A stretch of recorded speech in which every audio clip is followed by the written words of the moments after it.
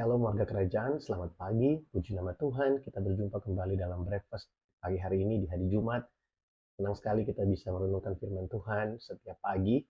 Saudara, kemarin kita sudah belajar tentang Tuhan yang menguduskan setiap kita.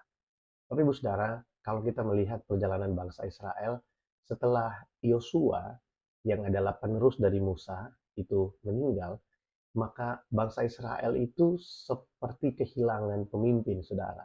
Kalau kita melihat dalam kitab Hakim-Hakim, mulai dari Hakim-Hakim pasal yang pertama diceritakan bagaimana bangsa Israel itu tidak melakukan apa yang Tuhan perintahkan buat mereka. Memang tidak semua, tapi lebih banyak dari mereka yang tidak melakukan apa yang Tuhan perintahkan. Tuhan perintahkan supaya mereka menghabisi semua orang Kanaan. Semua orang yang ada di daerah Kanaan itu dihabisi oleh mereka. Itu perintah Tuhan. Tentu Tuhan punya alasan kenapa Tuhan mau mereka menghabisi orang-orang yang ada di Kanaan. Karena Tuhan tahu orang-orang yang ada di Kanaan itu mereka menyembah berhala dan mereka tidak mengenal Tuhan. Dan Tuhan juga mengerti bahwa bangsa Israel itu mudah sekali untuk tergoda untuk ikut menyembah berhala. Sudah terbukti ketika Musa naik ke atas gunung untuk menerima 10 hukum, apa yang dilakukan bangsa Israel? Mereka membuat patung lembu emas dan akhirnya menyembah kepada patung lembu emas yang mereka buat sendiri. Jadi saudara, Tuhan itu memberikan perintah untuk memusnahkan, sebenarnya untuk menjaga bangsa Israel supaya mereka tidak jatuh ke dalam dosa.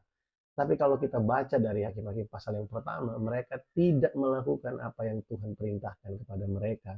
Sehingga pada akhirnya mereka terjerat oleh orang-orang yang ada di bangsa, yang ada di daerah Kanaan itu, sehingga mereka akhirnya ikut menyembah berhala. Dan ini yang menjadi masalah, karena mereka menyembah berhala, mereka melanggar perjanjian yang Tuhan adakan dengan mereka. Tuhan minta bahwa mereka itu harus setia dan beribadah kepadanya, menjadikan dia sebagai satu-satunya Tuhan dan Allah dalam hidup mereka. Tapi mereka tidak melakukannya. Dan akhirnya apa yang terjadi? Tuhan mengizinkan dalam anugerahnya, Tuhan mengizinkan mereka untuk jatuh ke dalam tangan musuh. Ya, dalam bahasa bahasa yang dipakai dalam kitab Hakim-Hakim itu Tuhan menjual orang Israel. Menjual maksudnya bukan Tuhan melakukan transaksi dengan bangsa-bangsa di sekeliling mereka, tapi Tuhan membiarkan mereka dikuasai oleh bangsa-bangsa yang ada di sekeliling mereka. Tapi Tuhan itu penuh dengan belas kasihan buat mereka. Sekalipun Tuhan mengizinkan mereka ada di dalam tekanan, tapi Tuhan tidak membiarkan mereka. Itu Tuhan kita. Tuhan mengizinkan kita ada di dalam tekanan, ada di dalam persoalan, ada di dalam sesuatu yang buruk. Mungkin karena hasil dari kesalahan kita juga, tapi Tuhan tidak membiarkan kita sendirian. Tuhan tidak membiarkan kita tergeletak di sana. Tuhan selalu menunjukkan belas kasihannya, pertolongannya buat kita. Nah, disitulah Tuhan mengangkat para hakim untuk memimpin bangsa Israel. Ini sebelum ada raja ya. Tuhan mengangkat para hakim untuk memimpin bangsa Israel. Dan kalau kita belajar, saudara, setiap kali hakim-hakim ini mati, bangsa Israel mulai kacau lagi, dan kemudian hakim yang baru Tuhan angkat, kemudian mereka hidup hidup sungguh-sungguh lagi di hadapan Tuhan. Tapi ketika hakim itu mati, mereka mulai kacau lagi, menyembah berhala dan lain sebagainya. Selalu seperti itu. Sampai akhirnya ada satu hakim yang namanya Gideon. Saya pernah khotbahkan ini, bahwa Gideon ini orang yang sudah pesimis, bahwa Tuhan itu nggak mungkin lah mampu untuk memakai dia. Tuhan itu nggak mungkin bisa pakai dia untuk memimpin bangsa Israel mengalahkan musuh-musuhnya. Tetapi Tuhan tetap memilih dia. Walaupun dia nggak percaya diri, tapi akhirnya Tuhan menunjukkan kepadanya bahwa bukan dia yang akan berperang, tapi Tuhanlah yang akan berperang bagi dia. Nah, setelah semua musuh-musuhnya itu dikalahkan oleh Gideon, maka Gideon membuat satu mesbah. Dan ini yang Gideon katakan. Kita lihat Hakim-Hakim 6 ayat yang ke-24, dikatakan seperti ini.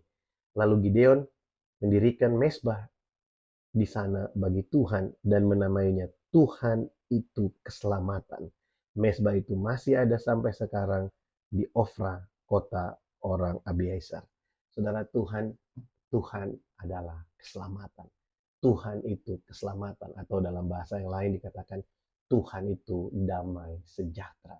Saudara, dari keraguan yang ada di dalam kehidupannya Gideon, Tuhan ubahkan keraguannya menjadi satu kepercayaan yang luar biasa. Karena apa?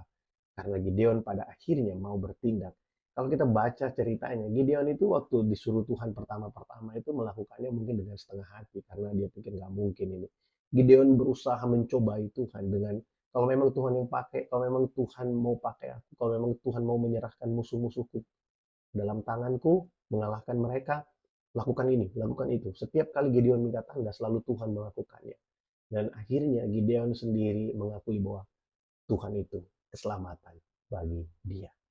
Saudara, Tuhan yang kita sembah itu adalah Tuhan yang menjadi sumber damai sejahtera bagi setiap kita. Tidak perlu diuji, saudara. Kita tidak hidup di zaman perjanjian lama yang Tuhan itu hanya berbicara kepada beberapa orang secara audible, ya, dengan mimpi dan lain sebagainya. Hari ini, saudara, Roh Kudus tinggal di dalam kita. Roh Kudus yang sama tinggal di dalam setiap orang percaya. Dan Roh Kudus yang sama berbicara kepada semua orang percaya. Dan Tuhan yang memberikan kepada kita kemampuan untuk mengalahkan musuh adalah Tuhan yang sama yang bekerja di semua kehidupan orang percaya.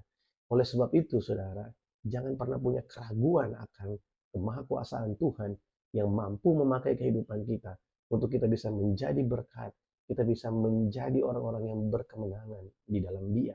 Saudara, Dia sanggup pakai kehidupan kita untuk jadi berkat buat orang lain. Dia sanggup bangkitkan kehidupan kita. Dia sanggup mengubahkan keraguan kita menjadi sesuatu yang penuh dengan iman dan kepercayaan di hadapannya. Itulah Tuhan yang kita sembah. Itulah Allah yang kita sembah selama ini, yang kita kenal di dalam Yesus Kristus Tuhan. Nah, saudara, biarlah kita memahami hal ini bahwa Tuhan itu adalah keselamatan bagi setiap kita. Saudara, saya akan melanjutkan pembahasan tentang hakim-hakim ini pada ibadat doa fajar besok pagi. Saya mengajak setiap kita untuk mengikuti ibadat doa fajar secara live melalui YouTube channel ini. Saudara bisa mengikuti mulai pukul 5.30 pagi, akan disiarkan secara live. Mari kita berdoa.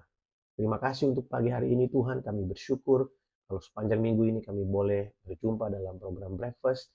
Biarlah Tuhan menolong kami, Roh Kudus menerangi hati kami, supaya kami dapat memahami firman-Mu dan firman-Mu memerdekakan setiap kami. Terima kasih Tuhan, kami bersyukur. Berkat-Mu bagi kami di hari ini memasuki akhir pekan. Biarlah kami ada dalam keadaan yang baik, setiap kami ada dalam perlindungan yang sempurna dari Tuhan. Berkat-Mu bagi setiap kami Tuhan. Dalam nama Tuhan Yesus Kristus kami berdoa. Amin. Selamat pagi, selamat beraktivitas. Tuhan Yesus memberkati setiap kita. Shalom.